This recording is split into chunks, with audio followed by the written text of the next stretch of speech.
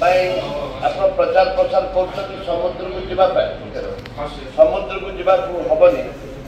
ठीक से भाव में आपण आकलन करेंगे राज्य सरकार आकलन करेंगे जे कोटे कोटे पार्टिकुलर आपन वज्रपात होन्या बात्या पूर्व घड़घड़ी पूर्व कोटे केते थर वज्रपात किसी अंचल में होना पार्टिकुलर आपण मैंने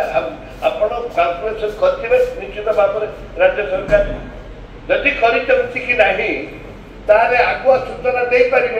अमुक अमुक अंचल आपंकर फेल हो पाए किंतु लोक को सचेतन करवा आवश्यकता है किंतु मु जाना भितर आप जो कथा कॉर्पोरेट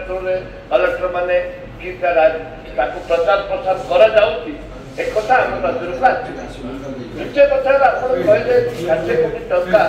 ताल गछ लगे गोटे प्रश्न है मोर ताइले राज्य सरकार को अंचल केते ताल गछ लगे जदि ताल गछ लगे को ऑफिसर अनुधान कर ताल गछ लगे कि नहीं से टंका केमती खर्च होती कौन होती केते ताल गछ कोर्ट आनी डिटेल्स डाटा देवे एवं सर आप चाहे जो 4 लाख टका रही अनुदान राशि जो 4 लाख टका रही राज्य सरकार ना केंद्र सरकार दूसरे एवं से 4 लाख टका से 4 लाख टका बदल में जब राज्य सरकार दौरान 4 लाख टका बदल में 10 लाख करेंगे।